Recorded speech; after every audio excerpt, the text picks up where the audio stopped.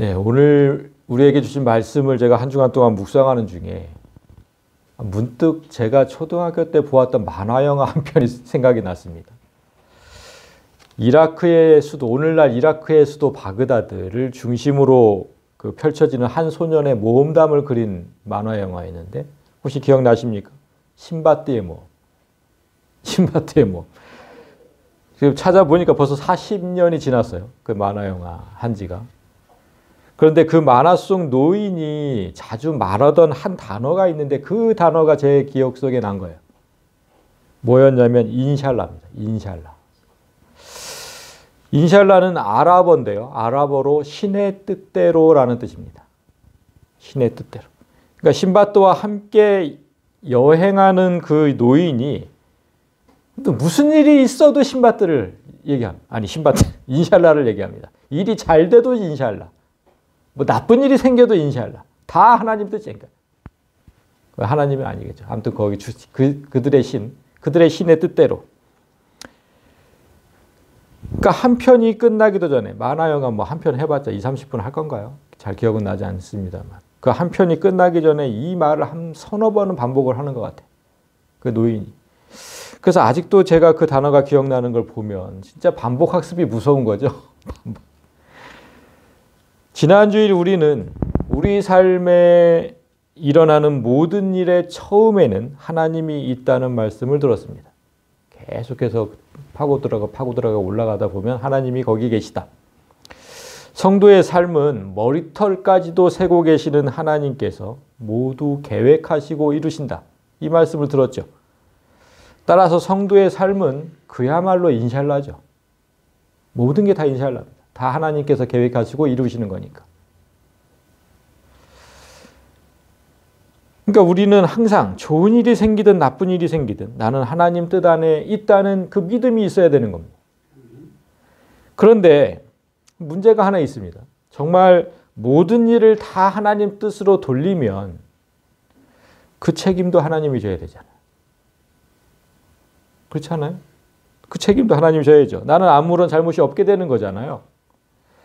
예를 들어서 다윗이 우리아의 아내 그 밧세바를 범했을 때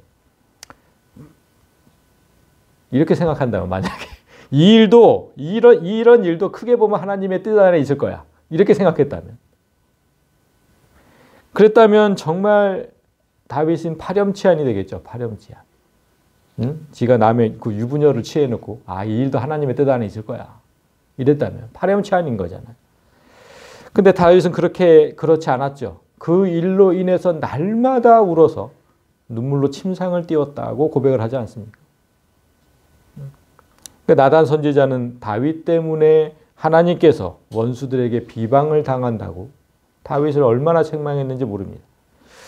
그렇다면 내 삶에 일어나는 일이 모두 다 하나님의 뜻은 아니지 않느냐? 그렇잖아요. 다윗이 우리아 안에 밧세바를 범한 게 하나님 뜻이었겠습니까?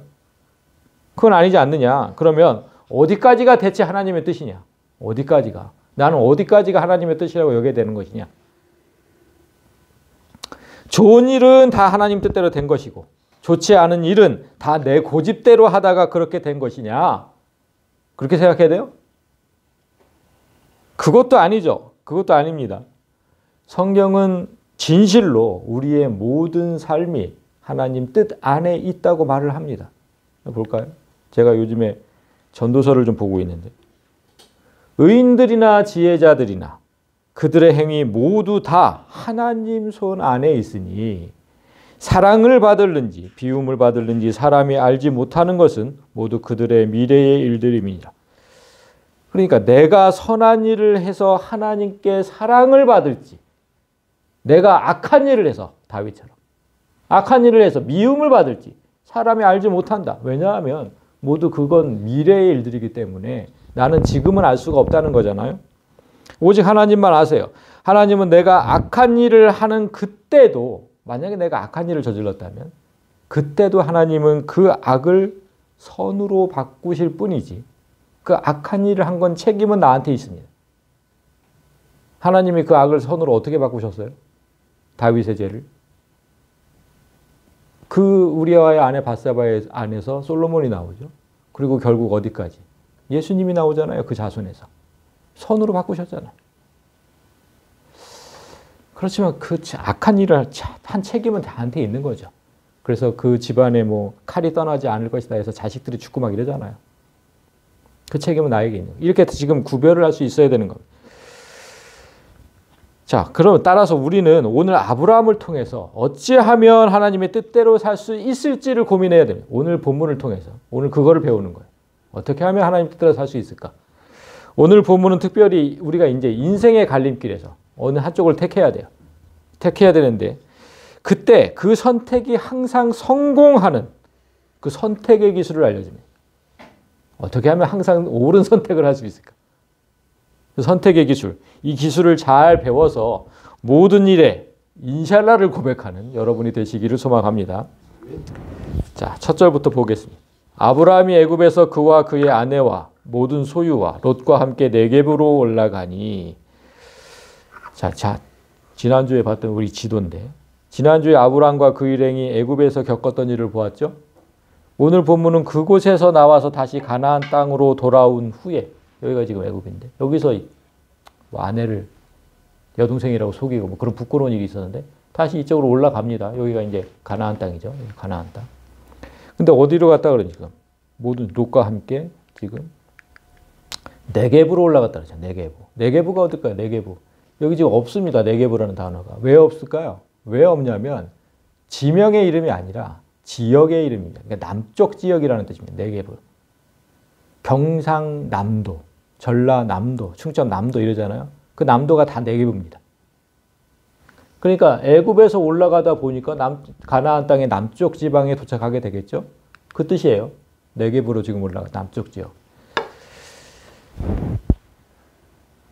그러면 애굽에서는 믿음의 조상이라는 별명이 무색할 정도로 정말 부끄러운 모습을 보인 아브라함이 오늘은 이 네겝 지역에서 그 믿음의 진면목을 보일 수 있을지 기대가 됩니다. 자, 아브라함에게 가축과 은과 금이 풍부하였더라. 지금 아브라함의 물질이 풍족한 이유가 뭡니까? 애굽왕 바로에게 받았기 때문이잖아요.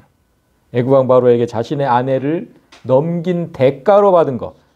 2장 16절에 이렇게 돼 있어. 12장 16절에 이게 12장 16절인데 이에 바로가 그로 말미암아 아브라함을 후대함으로, 그러니까 사례로 말미암아 아브라함을 후대해서 아브라함이 양과 소와 노비와 암소 나비와 낙타를 얻었다. 그래서 지금 이렇게 된 거예요. 아브라함에게 풍부했다. 아내를 누이라고 얘기한 거, 이거 아내를 누이라고 얘기한 건 그건 하나님의 뜻이 아니죠. 인샬라가 아니죠. 그리고 아내를 넘긴 대가로 얻은 물질, 이건 더더욱 하나님이 주신 복이 아니죠. 아브라함은 그렇게 얻은 재물과 노예를 볼 때마다 정말 자신의 부끄러운 모습을 기억했을 것이고 사라도 그렇게 얻은 부가 좋지 않겠죠. 당연히. 좋지 않을 겁니다. 그렇게 불의로 얻은 재물은 결국 탈이 납니다. 그가 네겝에서부터 길을 떠나 베델에 이르며 베델과 아이 사이 곧 전에 장막쳤던 곳에 이르니, 자, 남쪽에서 더 북쪽으로 올라갔다는 거죠. 더 북쪽으로 올라가서 베델과 아이 사이 곧 전에 정착했던 곳에 이르렀다. 성경이 이곳의 이 지명을 정확하게 언급하는 이유가 있겠죠. 베델과 아이 사이 이렇게 정확하게 언급하는 이유가 분명히 있겠죠. 왜 언급했냐면 그가 처음으로 제단을 쌓은 곳이기 때문이죠. 처음으로 예배를 드렸던 곳. 그가 거기서 여호와의 이름을 불렀더라. 자, 여기 지금 그래서 다시 보면 네겝 지방에서 저 베델과 아이 사이라고 그랬죠. 지금 베델과 아이 사이. 여기 지금 베델과 아이 사이. 그러니까 여기 지금 베델이 있고 여기 이쪽에 오른쪽에 아이가 있는데 이제 조금 다른 지도를 보여주면 이제 요단강이 보일 건데 그 요단강 근처에 거기에 지금 왔다는 겁니다. 남쪽 지방에서. 그러니까 거기서 이제 지금 베델 옆에서 처음으로 예배를 드렸다. 처음으로. 그러니까 아브라함이 가나안 땅에 도착해서 하란에서 가나안 땅에 도착해서 처음으로 예배한 곳. 12장 7절 8절에 보면 나옵니다. 처음으로 예배한 것이. 그리고 아브라함이 다시 예배의 자리로 돌아왔음을 지금 알리는 거죠. 다시 예배의 자리로 돌아왔다. 애굽에서 그 부끄러운 짓을 하더니. 아브라함이 애굽으로 내려간 이유가 뭐였습니까? 성경에 기록된 대로는 기근 때문이었죠. 기근 때문. 겉으로는 기근 때문이었지만 우리가 지난주에도 보았지만 정확하게는 약속의 땅 어디에서도 정착할 수가 없었기 때문에. 그죠? 여기 살다가 이렇게 점점점 남방으로 내려왔다 이랬잖아요. 하나님의 약속은 그러니까 이게 오래되면 이게 정말 이런 고생이 오래되다 보면 하나님의 약속은 점점 희미해져 가요. 우리의 고생이 오래되다 보면. 그리고 하나님께서 함께 하신다는 그 믿음조차 약해져 가요. 그러면 우리는 예배의 처소를 떠나 세상으로 가게 됩니다. 그곳에서 살 길을 찾는 거예요. 아무리 여기 있어봤자 하나님께서 도와주시지도 않고 그러니까 내가 그냥 내 힘으로 살아보겠다고 가는 거예요. 그러나 지금 아브라함처럼 택하신 자는 반드시 돌아오게 되어 있습니다. 예배의 자리로. 반드시 돌아와요. 노아의 방주에서도 우리가 그걸 봤죠. 노아의 방주에서도 비둘기같이 성령이 내려앉은 성도는 세상 어디에도 발붙일 것이 없어서 때가 되면 반드시 돌아온다. 그거 봤잖아요. 지금 아브라함도 애굽이라는 세상에 나갔다가 다시 예배의 장소로 돌아온 겁니다. 자, 그래서 다음 절을 보면 아브라함의 일행 롯도 양과 소와 장막이 있으므로 그 땅이 그들과 동거하기에 넉넉하지 못하였으니 이는 그들의 소유가 많아서 동거할 수 없었음이니라. 애굽의 왕 바로가 하사한 노비와 가축은 아브람과 롯이 함께 살지 못할 정도로 아주 많았다는 겁니다. 사라로 인해서 얻은 그 재산. 그러나 그 재산은 아브라함이 아내를 판 대가로 얻은 불의한 소득이었기 때문에 기어이 재산으로 인해서 다툼이 일어납니다. 다툼이 일어나요. 그러므로 아브라함의 가축의 목자와 롯의 가축의 목자가 서로 다투고 또 가나안 사람과 브릿 사람도 그 땅에 거주하였는지라. 이걸 가지고 이제 설상가상이라고 하는 거예요. 설상가상. 지금 아브라함이 거주하는 땅에는 당연히 토착민들이 있었겠죠. 지금 가나안 사람과 브릿 사람들. 토착민들이 있어요. 그런데 거기에 지금 아브라함이 애굽에서부터 데리고 온 그 노예들, 그리고 가축들 너무 많은 거예요. 너무 많아. 그러니까 그들 모두가 함께 살기에는 그 땅이 너무나 좁았다. 그래서 싸웁니다. 그래서. 그러니까 지금 아브라함 가족이 맞은 위기를 한마디로 얘기하면 뭡니까? 너무 부자여서 그런 거야. 너무 부자여서. 돈이 많아서. 딱 그 얘기거든요. 너무 부자였기 때문에 싸우는 거다. 아브라함이 처음 가나안에 들어왔을 때 맞은 위기는 아까 우리가 분명히 얘기했던 것처럼 기근이었죠. 처음에 가나안 땅에 왔을 때는 기근 때문에 문제였는데 그때 가난에 대한 시험을 치렀다면 지금은 부에 관한 시험을 치르는 겁니다. 아브라함은 그 첫 번째 시험에서 보기 좋게 실패했죠. 그 가난에 대한 시험. 보기 좋게 실패했어요. 왜냐하면 가난에서 벗어나야 한다. 이 내 식구들을 먹여 살려야 한다는 이 가장의 그 압박감, 그 가장의 무게. 그거는 이제 불신앙에 빠지는 원인이 된 거예요. 이렇게 있다간 다 굶어 죽겠는데? 가장의 무게죠. 하나님을 기다리지 않고.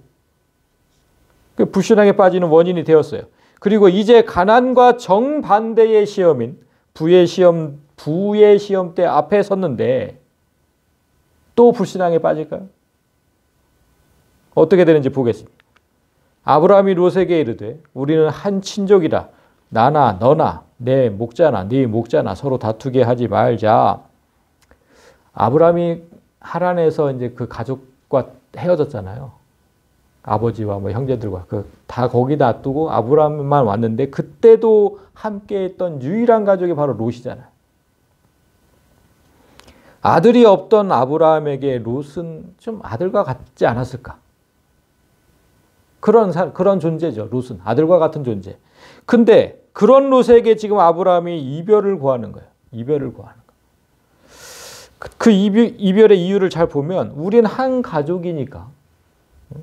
가족이니까 서로 싸우지 말자는 겁니다. 그런데 여러분 생각해 보면 가족이 싸운다고 다 헤어집니까? 싸운다고 다 헤어져요, 가족이?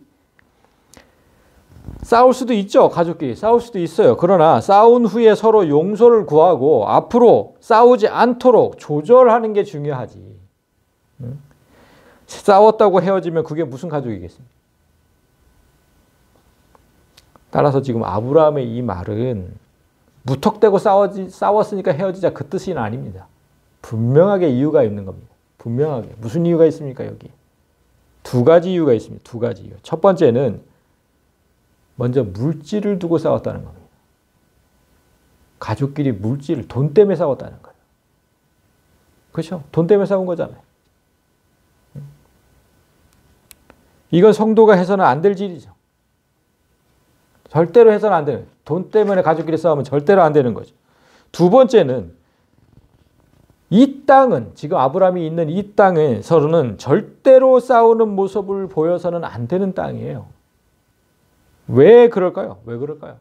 신명기를 우리가 잠깐 볼 텐데 이스라엘 백성이 가나안 땅에 들어가서 지킬 규례를 하나님께서 이렇게 말씀하십니다. 그들과 어떤 언약도 하지 말, 그러니까 그 토착민들과 어떤 언약도 하지 말 것이요. 그들을 불쌍히 여기지도 말 것이며 또 그들과 혼인하지도 말지니 왜냐하면 오직 너에게 그들에게 행할 것은 그들의 제단을 헐며 주상을 깨트리며 아세라 목상을 찍으며 조각한 우상들을 불사를 것이니라. 그러니까 왜 그래야 되냐면 이 땅의 주민들은 하나님을 모르고 우상을 섬기며 가증한 일들을 행하는 사람들이기 때문이다. 그런 것입니다. 이런 곳에서 성도의 가족끼리 싸운다면 이런 곳에서 하나님 영광을 가리게 되겠죠. 100% 하나님 영광을 가립니다. 애굽에서 부끄러운 모습을 보인 아브라함은 이제 다시는 하나님을 모르는 사람들 앞에서 불신앙의 모습을 보이고 싶지 않은 거예요. 애굽도 하나님을 모르잖아요. 거기서 불신앙. 근데 여기서 또 불신앙? 다시는 하고 싶지 않다. 그러니까 헤어지자. 하나님 영광을 더 가리기 전에 헤어지는 편을 택한 겁니다. 여기서 우리는 우리의 선택 기준을 알 수 있어요. 먼저 우리의 선택 기준이 어때야 되는지. 무슨 일을 하든 어떤 선택을 하든 먼저 그 기준은 하나님께 영광이 되는지부터 따져야 합니다. 바울이 이렇게 얘기를 했죠. 그런즉 너희가 먹든지 마시든지 무엇을 하든지 다 하나님의 영광을 위하여 하라. 유대인에게나 헬라인에게나 하나님의 교회에나 거치는 자가 되지 말고. 아브라함의 가족은 물질 때문에 세상 사람 앞에서 싸우고 있습니다. 성경은 세상 사람에게나 교회 성도에게나 거슬리는 자가 되지 말아야 된다고 얘기를 하죠. 유대인에게나 헬라인에게나 하나님 교회에나. 거슬리는 자가 되지 말아야 된다. 성도라면 항상 하나님의 영광을 위해, 다 하나님의 영광을 위해서. 이런 선택을 한다면 우리의 삶은 실패하지 않습니다. 뭐를 하든 하나님의 영광을 위해서. 이게 첫 번째 기준이 된다면 실패하지 않아요. 그래서 지금의 아브라함이 헤어지자고 하는 겁니다. 네 앞에 온 땅이 있지 아니하냐? 나를 떠나가라. 네가 좌하면 나는 우하고 네가 우하면 나는 좌하리라. 이 말에서 지금 아브라함의 신앙 사이클을 볼 수 있는데, 지난주에 우리가 이제 우리 삶에 늘 신앙 사이클이 이렇게 있다 그랬잖아요. 올라갔다 내려갔다 올라갔다. 우리도 진짜 겪잖아요, 그거를. 지난주에 아브라함의 신앙 사이클은 최저점이었죠. 최저점. 근데 이 말을 해서 우리가 아브라함의 신앙 사이클이 이렇게 올라가고 있음을 볼 수가 있어요. 지난주엔 하강이었는데 지금 볼 수 있습니다. 이제 어떻게 왜 이제 상승 곡선인지 이제 앞으로 볼 건데. 근데 여기서 지금 먼저 보면 아브라함이 지금 롯에게 양보를 하죠. 선택권을. 뭐 일반적으로는 내가 어른이니까 내가 먼저 선택할게 이럴 수도 있는데 그렇게 하지 않아요. 지금 먼저 선택권을 줍니다. 왜? 그래서 이제 그 롯이 선택권을 받고 이렇게 행합니다. 이에 롯이 눈을 들어서 요단 지역을 바라본즉 소알까지 온 땅에 물이 넉넉하니 여호와께서 소돔과 고모라를 멸하시기 전이었으므로 여호와의 동산 같고 애굽 땅과 같았더라. 여호와의 동산, 에덴 동산 같았다는 거죠. 그만큼 좋게 보였다. 그리고 애굽 땅, 정말 발전된 도시, 그만큼 좋게 보였다. 그럼 아브라함의 눈에도 지금 롯이 봤을 때 그랬다는 건데 아니 아브라함이 보면 그렇게 안 보였겠습니까? 아브라함의 눈에도 똑같이 그렇게 보였겠죠. 이쪽을 보고 이쪽을 봤는데 어느 쪽이 훨씬 좋은지 보입니다. 당연히 보이죠. 아브라함의 눈에도. 그런데 이제 그런 환경에는 영향을 받지 않는 거예요. 아브라함이. 가뭄이라는 환경이 아브라함을 불신앙의 궁지에 몰아넣었는데 이제 그런 환경 따위에는 좌우되지 않겠다는 겁니다. 그러니까 이렇게 하는 거예요. 네가 좌하면 나는 우하고 네가 우하면 난 좌하겠다. 내 눈에 분명히 어디가 좋은지 보이지만 그런 환경 따위에 영향을 받지 않겠다. 어느 땅이든 상관없이 나에겐 하나님이 있다. 나에게. 성도의 자신감을 회복한 겁니다. 성도가 이래야죠. 기근이 두려워서 애굽으로 도망치듯 내려갔고 거기서 자신의 목숨을 위해서 아내를 파는 비겁한 아브라함이 이제 다시 돌아온 겁니다. 신앙의 상승 사이클. 그런데 그는 어떻게 이 신앙을 회복했을까요? 애굽에서 하나님을 만났기 때문이죠. 하나님을 다시 만났기 때문이에요. 가장 위급하고 어려운 때 하나님이 개입하셔서 아내를 되찾고 물질의 풍요까지 얻지 않았습니까? 진짜 위급할 때. 따라서 하나님을 만나는 게 중요한 겁니다. 하나님을 만나는 게. 우리에게 일어난 일에 꼬리에 꼬리를 물고 올라가다 보면 우리가 지난주에 분명히 얘기했듯이 그렇게 올라가다 보면 여러분도 그곳에서 하나님을 만날 수 있습니다. 우리가 생각하지 않아서 그래요. 항상 그곳에 하나님이 계십니다. 모든 일에 성도의 모든 일에 하나님이 반드시 계시다는 거 한번 해보시라고 제가 지난주에도 말씀드렸는데 한번 해보세요. 거기서 하나님을 만날 수 있습니다. 자, 그러므로 롯이 요단 온 지역을 택하고 동으로 옮기니 그들이 서로 떠난지라. 자, 롯이 지금 요단 지역, 그 지역을 선택했다는 겁니다. 그래서 동으로 옮겨서 그들이 서로 떠났다. 여기까지 우리가 이제까지 들었던 그 일반적인 해석이 뭐였냐면 롯은 겉으로 화려한 모습만 보고 죄악의 땅을 선택해서 결국 불행하게 되었다. 아브라함은 겉으로는 척박한 환경이지만 하나님을 믿고 가나안 땅에 남기로 결단해서 복을 받은 것이다. 성도는 눈에 보이는 대로 판단하지 말고 어떤 경우에도 하나님을 믿고 따라야 복을 얻는다. 이게 우리가 이제까지 들었던 해석입니다. 맞죠? 그런데 여러분, 이렇게 해석하면 좀 말에 어폐가 있는 겁니다. 롯이 무조건 그 물질이 좋아서 막 그냥 발전된 게 좋아서 그렇게 해서 택했다. 한번 생각해 보십시오. 롯은 삼촌 아브라함과 함께 어디에서 왔냐면 비옥한 땅. 지금 이 요단강가보다 훨씬 더 비옥했던 땅, 갈대아 우르에서 왔습니다. 요단강가보다 훨씬 더 비옥했어요. 만약 롯이 물질만을 탐하는 사람이었다면 애당초 그곳을 떠나지도 않았겠죠. 롯도 아브라함처럼 어디로 가는지도 모른 채 하나님 말씀에 순종해서 이곳까지 온 겁니다. 롯도 그런 사람, 신앙의 사람이에요. 그렇다면 지금 롯의 선택을 어떤 관점에서 보아야 하는지 다시 한번 잘 생각해 봐야죠. 무조건 그렇게 해석할 게 아니고. 여러분, 지금 롯의 선택이 잘못되었다고 보십니까? 여러분, 진짜 일반적으로 생각해 보세요. 롯의 선택이 잘못됐어요? 척박한 땅과 비옥한 땅 중에 비옥한 땅을 선택했어요. 뭐가 잘못됐습니까? 응? 저도 이런 상황을 한번 저의 상황에 한번 대입을 해봤어요. 롯의 마음을 알기 위해서. 하나님께서 만약 제게 두 땅을 보여주셨어요. 교회 자리로 두 땅을 둘 중에 하나를 택해라고 하세요. 한 곳은 도시 근처에 있어요. 아주 그냥 막 도시 한가운데도 아니고 그런 너무 불편하죠. 거기는. 도시 근처에 있어서 사람도 많고 사람은 많은데 근데 막 조용해요. 그런 곳을 주셨어요. 거기에 막 주차할 곳도 넉넉해. 그렇다면 그냥 교회 입주로서는 아주 최적이죠. 최적. 근데 또 다른 한 곳은 산중에 아주 한적한 곳에 있습니다. 산중에. 당연히 사람은 없죠. 산중이니까. 밤에는 너무 캄캄해요. 한 치 앞도 안 보여요. 가로등도 없어요. 그 날씨가 좋지 않은 날은 막 드나들기도 불편해요. 땅도 질고 막 질어지고. 그 모든 환경이 열악해요. 그러면 저한테 둘 중에 하나 택하래요. 어딜 택하겠습니까, 제가? 당연히 도시 근처를 택하겠죠. 당연히 그렇지 않겠습니까? 저도 반드시 도시를 택합니다. 예수님은 그리고 항상 교회는 세상 속에 있어야 한다고 말씀하셨거든요. 너희는 세상의 소금이다. 너희는 세상의 빛이다. 이렇게 얘기했잖아요. 세상에 있어야 된다고. 세상에 있어요. 교회는. 교회는 절과 다르거든요. 절은 세상과 사람을 떠나야 되는 거죠. 속세를 떠난다 그러잖아요. 그래서 자신의 수양을 쌓는 곳이에요. 자신만의 수양을 쌓는 곳. 그러나 교회는 반대로 세상 속으로 가야 돼요. 그 세상에서 빛과 소금의 역할을 감당해야 되는 게 교회거든요.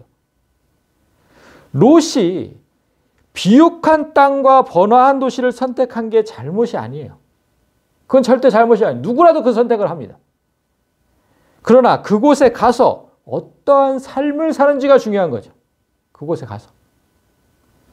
예전에 온라인에 올라왔던 그 한 전도사님의 글을 제가 본 적이 있는데 그 다른 목회자들의 의견을 좀 구하는 그런 글이었어요. 사연이 뭐냐면 자신이 담당하는 청년 중에 더 좋은 조건으로 직장을 옮기려는 청년이 한 명 있습니다. 그런데 그 직장이 하필이면 외국계 담배 회사입니다. 담배를 만드는 회사입니다. 그런데 이 청년이 고민하는 이유는 이전 직장보다 연봉도 훨씬 많고 예전에 그 직장은 주일에도 순번으로 그냥 교대로 근무를 해야 돼서 그때마다 주일을 못 지켰대요. 그런데 이 직장은 무조건 주일에 쉰다는 겁니다. 그런데 담배를 만드는 회사니까 옮겨도 될지 담당 교역자에게 물어온 겁니다. 그러니까 전도사님도 쉽게 대답을 못한 거예요. 그래서 온라인에 올려서 다른 교육 그 목회자들의 의견을 구한 겁니다. 여기에 찬반으로 완전히 극명하게 갈려졌습니다. 찬반이 나뉘었어요. 어떻게 될지. 찬성하는 쪽은 비록 담배를 만드는 곳이지만 일단 주일은 지키게 됐지 않았느냐. 매주. 그리고 만약 목회자가 반대를 하면 그 청년의 미래를 목회자가 결정한다는 그런 위험성이 있다. 목회자라고 청년의 미래를 다 결정할 수는 없잖아요. 그런 위험성이 있다. 그러니까 그냥 가도록 해야 된다. 그런데 반대하는 쪽의 의견은 또 이렇습니다. 주일을 지킬 수 있는 직장은 기도하면서 달라고 하면 되지. 꼭 담배를 만드는 데를 가야 되느냐. 사람에게 백해무익한 그 담배를 만드는 그거를 주의 자녀가 꼭 해야 되겠느냐? 절대로 안 된다. 이렇게 반대를 합니다. 양쪽이 팽팽해요. 여러분 같으면 어느 쪽입니까? 가야 됩니까? 말아야 됩니까? 쉽지 않은 문제죠. 그러니까 그 전도사님도 온라인에 올려서 의견을 구한 거예요. 어떻게 했으면 좋겠습니까? 목사님들. 좀 지혜를 주십시오. 이렇게 올린 거예요. 그 목사한테 물어볼 게 아니고 다른 목회자한테 물어볼 게 아니고 하나님께 물었어야죠. 그 전도사님도. 우리의 답은 항상 하나님께 찾아야 되는 거예요. 그 성경 속에 찾아야 된다 이 말이에요. 성경이 뭐라 그랬습니까? 자, 빌립보서 4장 12절을 봅시다. 나는 비천에 처할 줄도 알고 풍부에 처할 줄도 알아서 모든 일, 곧 배부름과 배고픔과 풍부와 궁핍에도 처할 줄 아는 일체의 비결을 배웠노라고 바울이 고백합니다. 무슨 뜻입니까? 내가 어느 환경에 있는지는 중요하지 않다는 겁니다. 그건 중요하지 않다. 내 현실이 풍족하든 궁핍하든 이것이 담배를 만드는 회사든 이것이 술을 만드는 회사든 그건 중요하지 않다. 내 마음의 중심이 언제나 하나님을 향해 서 있는지 그것만이 중요하다는 겁니다. 그것만 중요하다. 그 청년이 이직하지 않더라도 담배는 여전히 쏟아져 나오겠죠. 그 청년이 이직한다고 해도 그 한 사람 때문에 담배가 더 생산되는 것도 아닙니다. 사람의 생명을 위협하는 담배, 그 담배를 만들어서 수익을 내는 회사, 그런 회사에 가서 네가 진짜로 빛과 소금의 역할을 감당할 수만 있다면, 그런 자신감만 있다면 가라. 이렇게 조언했어야 되죠. 여러분, 이 다음 구절이 뭡니까? 이 다음 구절, 4장 12절인데 4장 13절을 보면 내게 능력 주시는 자 안에서 내가 모든 것을 할 수 있느니라. 어디를 가든 무엇을 하든 그건 중요하지 않아요. 이게 중요한 거죠. 하나님과 함께 있다면 어디든 상관없는 겁니다. 롯이 비옥한 땅을 선택한 게 잘못이 아니고 청년이 좋은 조건으로 직장을 옮기는 것도 잘못된 게 아닙니다. 내게 능력 주시는 하나님을 믿고 간다면 어떤 선택도 잘못되지 않습니다. 그 마음이 없기 때문에 문제가 되는 거죠. 롯에게 많은 가족이 있다고 했잖아요. 재산도 많고 많은 가족도 있고. 따라서 그 많은 가축을 잘 먹이려면 당연히 물과 풀이 많은 곳을 택해야 합니다. 거기까지는 전혀 문제가 없어요. 거기까지는. 그게 뭐 죄가 아니죠. 그러나 우리가 읽었던 본문 마지막 2절은 우리가 어떻게 하면 문제가 되는지를 보여줍니다. 자, 아브라함은 가나안 땅에 거주하였고 롯은 그 지역의 도시들에 머무르며 그 장막을 옮겨 소돔까지 이르렀더라. 여러분, 아까 우리 처음에 롯이 처음에 어디를 보고 어디를 선택했다고 했는지 기억나십니까? 이거 잘 보세요. 이에 롯이 눈을 들어 요단 지역을 바라봤다 그랬죠. 그래서 소알까지 온 땅에 물이 넉넉하다. 그럼 그것도 11절에도 그러므로 롯이 요단 온 지역을 택하고 10절, 11절 두 번을 요단을 보고 요단을 택했다 그랬잖아요. 그 지도에서 보듯이 요단 지역은 지금 하나님께서 약속하신 땅의 범주에 있어요. 주시겠다고 약속한 그 가나안 땅. 자, 여기가 지금 갈릴리 호수, 여기가 사해. 두 곳을 이렇게 흐르는 강이 요단강이잖아요. 이 요단강이에요. 그래서 여기가 지금 이렇게 녹색이잖아요. 비옥한 땅. 여기도 지금 비옥한 땅. 여기 중간은 완전히 척박한 광야 같은 땅. 그럼 지금 여기 좀 베델 요 사이에서 서가지고 네가 우하면 내가 좌하고 지금 그렇게 한 거예요. 그러니까 지금 롯이 여기를 택하니까 아브라함은 지금 좀 척박한 땅을 택할 수밖에 없는 거죠. 이렇게 된 거예요. 그러면 지금 여기를 맞다는 거예요. 요단강. 여기를 보고 여기를 택했다. 롯이. 그런데 지금 어디를? 여기 지금 그 장막을 옮겨 소돔까지 이르렀더라. 소돔까지. 여기에서 살다가 점점 지금 이 큰 강, 이 사해, 이게 강이 아니라 바다잖아요. 여 밑에 지금 소알, 지금 여기 소돔 고모라 여기 있어요. 아까 지금 소알까지 물이 넉넉했다 그랬잖아요. 소알까지 온 땅에 물이 넉넉. 당연히 여기까지 지금 물이 있으니까 여기까지 비옥한 땅이죠. 여기서 살면 되지. 굳이 여기까지 내려와서 했을까? 소돔과 고모라까지. 응? 롯이. 이게 왜 문제가 돼요? 왜 문제가 되냐면 소돔 사람은 여호와 앞에 악하며 큰 죄인이었더라. 성경이 분명히 얘기하잖아요. 이래서 문제잖아요. 꼭 여기까지 내려와서 했을까? 그냥 하나님께서 약속하신 땅, 여기에 살면 문제가 없었을 건데 이건 약속하신 땅이 아니거든요.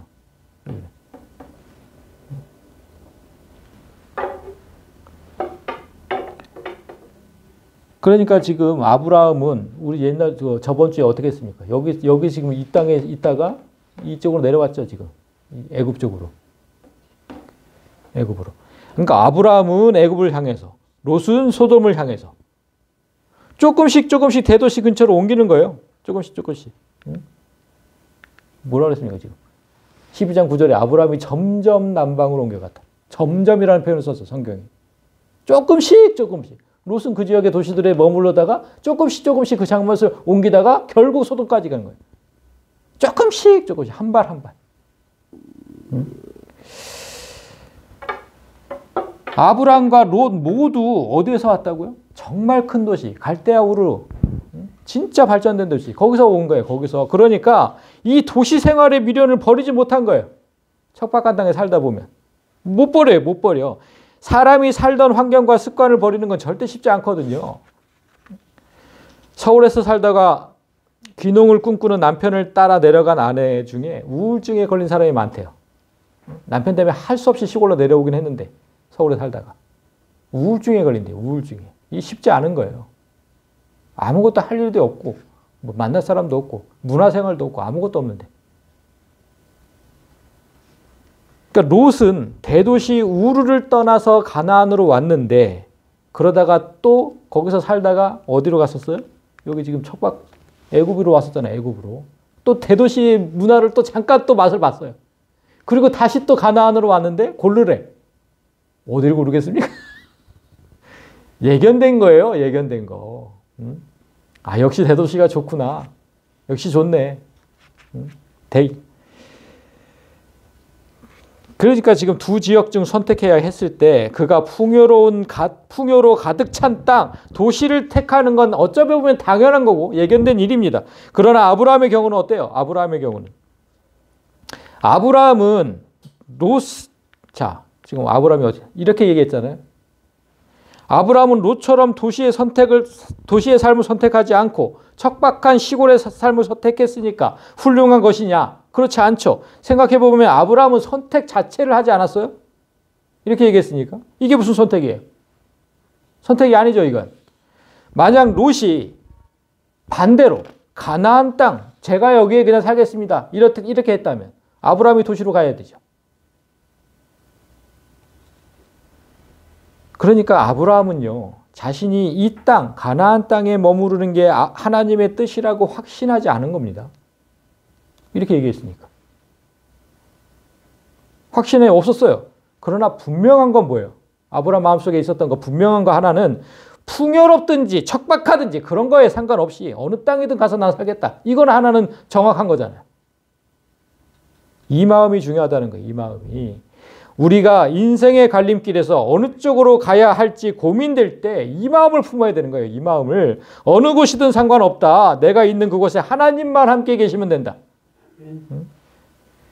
여러분, 아브라함에게 애초부터 세 가지 선택권이 있었어요.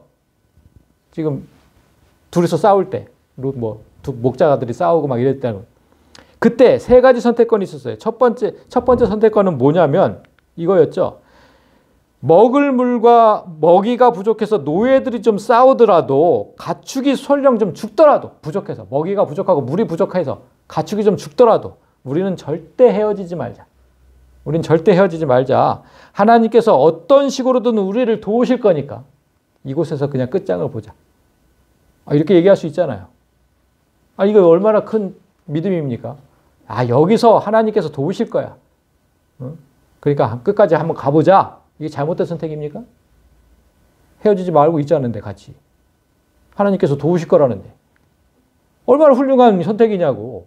이렇게 선택해도 됐죠. 두 번째는 뭡니까? 이곳은 우리 두 사람의 가축이 먹을 물과 먹이가 부족하니까 더 넓은 땅을 찾아보자는 거죠. 우리 헤어지지는 말자. 그렇지만 거처는 옮기자. 더 넓은 땅을 한번 찾아보자. 좀 더 적극적이죠. 우리가 남이냐? 우리가 남이가 이런 말 하죠. 우리가 남이냐? 진짜 자식 같은 롯인데 살아도 죽어도 함께 가자. 이것도 진짜 훌륭한 선택 아닙니까? 이것도 훌륭하잖아요. 첫 번째, 두 번째 다 훌륭하다니까요. 어떤 선택을 하든. 그 세 번째는 뭐예요? 오늘 헤어지자.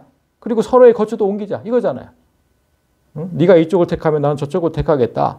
어떻게 보면 일반적으로 보면 이게 진짜 안 좋은 거잖아요.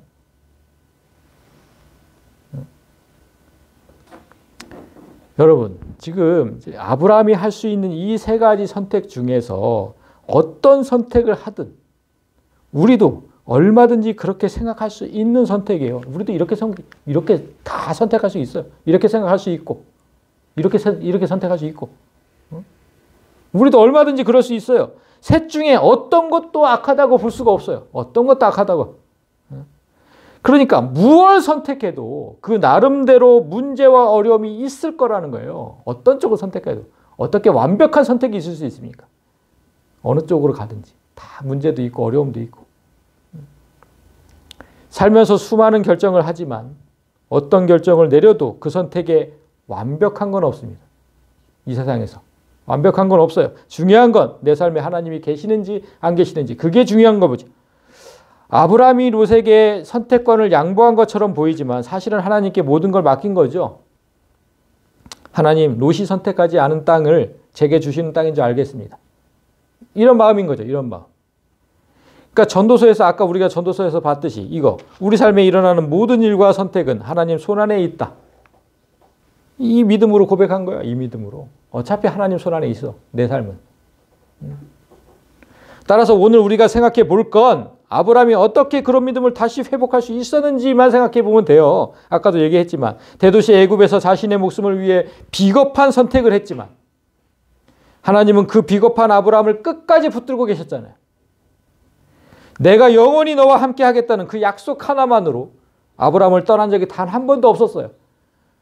우리 이것만 분명하게 알고 있으면 돼요. 하나님께서 나를 절대로 떠나지 않으신다는 것.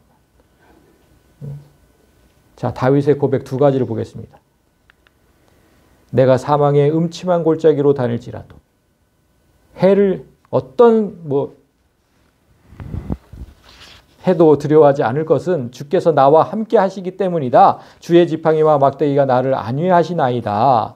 그리고 내가 하늘에 올라갈지라도 하나님이 거기 계시며 내가 음부에 내 자리를 펼지라도 거기 계시나이다. 내가 바다 끝에 거할지라도 거기서도 주의 손이 나를 인도하시며 주의 오른손이 나를 붙드시리이다. 이런 믿음 말이죠. 이런 믿음. 아브라함은 애굽에서 이 은혜를 정말 깨달은 거예요. 이 은혜를 확실하게 깨달은 거예요. 척박한 광야면 어떻고 죄 많은 도시면 어떻겠습니까? 내가 어두운 세상 어디에 있을지라도 하나님께서 나를 붙드실 건데 이 마음이 생긴 거예요. 이제 아브라함에게. 여러분 이제 말씀을 정리합니다. 우리는 삶의 갈림길에 서면 항상 이런 기도를 해요. 어디로 가야 할지 묻습니다. 저도 사실 많이 했습니다. 저도. 하나님 여기에 있어야 합니까? 제주도로 가야 합니까? 진짜 많이 했죠. 그리고 또 일반 성도들이 하나님 이 일을 할까요? 저 일을 할까요? 이런 기도는 분명히 하나님 뜻을 묻는 것처럼 보이잖아요. 그렇죠? 분명히 하나님 뜻을 묻는 것처럼 보여요. 그런데 진짜 그럴까? 진짜 하나님 뜻을 묻는 걸까?